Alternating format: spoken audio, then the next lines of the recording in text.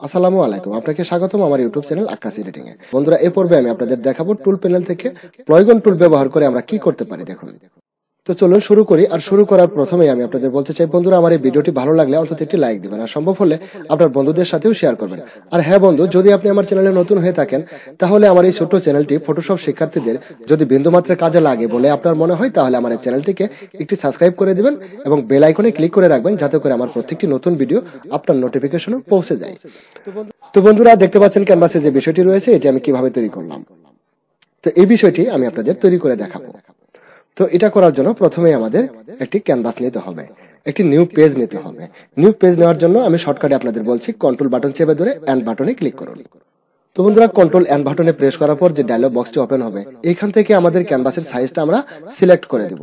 এখান থেকে ওয়াইড দিচ্ছি আমি 1920, হাইট দিচ্ছি 1080 এবং রেজুলেশন 72। বন্ধুরা দেখতে পাচ্ছেন, এবার ক্লিক ওকে। আমার নতুন একটি ডকুমেন্ট তৈরি হয়ে গেছে। তো বন্ধুরা, আমি বলেছিলাম আপনাদের পলিগন টুল ব্যবহার করে আমি আপনাদের খুব বেসিক একটি জিনিস তৈরি করা দেখাবো। তো বন্ধুরা, টুল প্যানেল থেকে আমাদের এখান থেকে এই পলিগন টুলটি সিলেক্ট করতে হবে। তো বন্ধুরা, এবার আমি এই ক্যানভাসে একটি মার্জিন করব। বন্ধুরা দেখতে পাচ্ছেন, এখানে কিন্তু আমার মার্জিন রয়েছে, দেখতে পাচ্ছেন এই মার্জিনটা রয়েছে। এটা যদি আপনার ফটোশপে না থাকে, তাহলে আপনি কন্ট্রোল বাটন চেপে ধরে আর বাটনে প্রেস করুন। কন্ট্রোল বাটন চেপে ধরে আর বাটনে প্রেস করলে এই মার্জিন, বন্ধুরা দেখতে পাচ্ছেন এবার কিন্তু আমার মার্জিন বর্ডারটি নেই। আমি আবারও যদি কন্ট্রোল বাটন চেপে ধরে আর বাটনে প্রেস করি, তাহলে এবার কিন্তু মার্জিন বর্ডারটি আমার চলে আসবে। বন্ধুরা দেখতে পাচ্ছেন দুইটি সাইডে কিন্তু আমার মার্জিন বর্ডার হয়ে গেছে। তো যদি আপনার ফটোশপে না থাকে, তো বন্ধুরা আমি আসলে এটাই বলতে চেয়েছিলাম, যদি আপনার ফটোশপে না থাকে তাহলে কন্ট্রোল বাটন চেপে ধরে আর বাটনে প্রেস করবেন। তো বন্ধুরা, আমি প্রথমে মাঝখানে একটি মার্জিন করে নিচ্ছি, এখানে একটি মার্জিন করে নিলাম। আর তারপর আমি এখান থেকে ফোরগ্রাউন্ড কালারটি একটু চেঞ্জ করে দিচ্ছি, আমি ব্ল্যাক করে দিচ্ছি। আর ব্ল্যাক না করলেও সমস্যা নেই, যেটা আছে এটাই থাকবে। বন্ধুরা, আমরা কিন্তু পলিগন টুল সিলেক্ট করে নিয়েছি। এবার এখানে মাউস ড্র্যাগ করে এটাকে আঁকুন। বন্ধুরা দেখতে পাচ্ছেন এটা কিন্তু সুন্দর হচ্ছে। তো মাউস আপনি এইভাবে ঘোরালে এটাও কিন্তু ঘুরবে।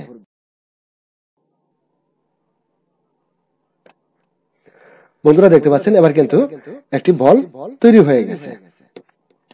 বন্ধুরা খেয়াল করবেন, এখানে কিন্তু আমার সাইড রয়েছে 6টি, 1 2 3 4 5 6, 6টি সাইড। তো বন্ধুরা, এখানে আমি একটি কথা বলে রাখি, আপনি যদি আমার এই টিউটোরিয়ালটি দেখে নিজে চেষ্টা করেন, আমার মনে হয় আপনার কাজটি হবে না। কেন হবে না, এই বিষয়টি আমি আপাতত গোপন রাখছি, একটু পরে প্রকাশ করে দেব। তো বন্ধুরা দেখতে থাকুন। এবার লেয়ার প্যানেলে খেয়াল করুন, দেখুন এবার কিন্তু আমার আলাদা একটি লেয়ার হয়ে গেছে। তো এবার এটাকে আমি ডুপ্লিকেট আরেকটি কপি করে নিচ্ছি। ডুপ্লিকেট আরেকটি কপি করার জন্য আপনারা প্রত্যেকে জানেন, যারা আমার ভিউয়ার্স আছেন, আমি আপনাদের শর্টকাটে প্রত্যেকটি ভিডিওতে প্রায় এরকম বলেছি, কন্ট্রোল জে বাটনে প্রেস করতে হবে। কন্ট্রোল জে বাটনে প্রেস করার পর এটা ডুপ্লিকেট আর একটি লেয়ার কিন্তু হয়ে গেছে। তো এবার এখান থেকে মুভ টুল সিলেক্ট করুন। মুভ টুল সিলেক্ট করার পর এবার এটাকে ধরুন, দেখুন এটাকে এখানে বসিয়ে দিন। তারপর বন্ধুরা, আমরা এবার এই সাইড থেকে আরো একটি মার্জিন নেব। এবার সাইড থেকে মার্জিন নেওয়ার পর আমরা এবার এই সাইড দিয়ে এই বরাবর মার্জিনটাকে করব। বন্ধুরা দেখুন, এটা কিন্তু আসলে, তো এবার অল্ট এবং শিফট বাটন চেপে ধরে এটাকে আরেকটি কপি করে নিন। বন্ধুরা এবার সঠিক স্থানে বসিয়ে দিন এটাকে। তারপর বন্ধুরা, এখন আমরা কি করব, এখান থেকে যে 3টি লেয়ার দেখতে পাচ্ছেন, এই 3টি লেয়ারকে আমরা মার্ক করব। 3টি লেয়ারকে মার্ক করার জন্য কিবোর্ডের কন্ট্রোল বাটন চেপে ধরে মাউস ক্লিক করতে হবে। এই প্রত্যেকটাতে কিন্তু মাউস ক্লিক করতে হবে। মাউস ক্লিক করলে এটা মার্ক হয়ে যাবে। তারপর আমরা 3টি লেয়ারকে একত্র করে নেব। তো এবার কিবোর্ডের কন্ট্রোল বাটন চেপে ধরে এটাতে মার্ক করুন এবং এটাতে মার্ক করুন। মার্ক করার পর এই 3টি লেয়ারকে আমাদের একত্র করতে হবে। একত্র করার জন্য কন্ট্রোল বাটন চেপে ধরে এই বাটনে প্রেস করুন। বন্ধুরা এবার দেখতে পাচ্ছেন 3টি লেয়ার কিন্তু আমাদের একটি লেয়ারে পরিণত হয়ে গেছে।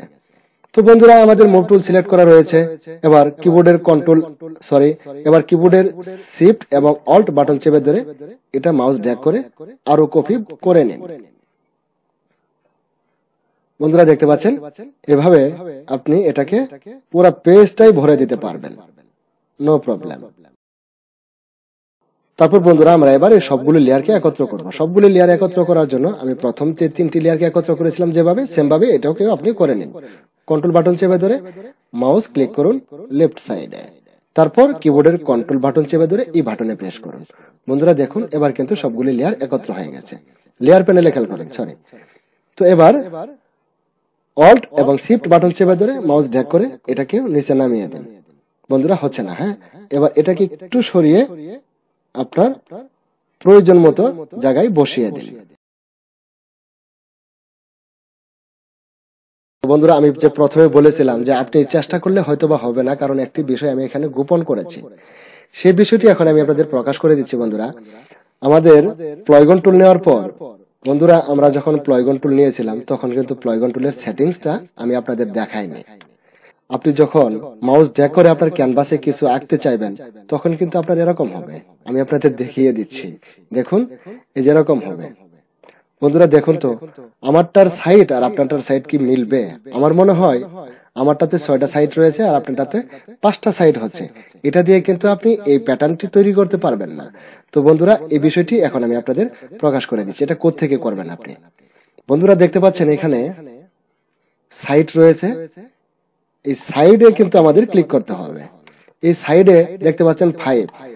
আমি যে এখন এঁকেছি বন্ধুরা দেখতে পাচ্ছেন এখন যে আমি প্লয়গনটি এঁকেছি এটাতে কিন্তু 5টি সাইড রয়েছে, আর এর আগে যে প্লয়গনগুলো এঁকেছিলাম এটাতে কিন্তু 6টি সাইড রয়েছে। বন্ধুরা এখানে কিন্তু আমি সাইডের জায়গায় আমি 6 দিয়ে করেছিলাম, সেজন্য আমার 6টি সাইড হয়েছে।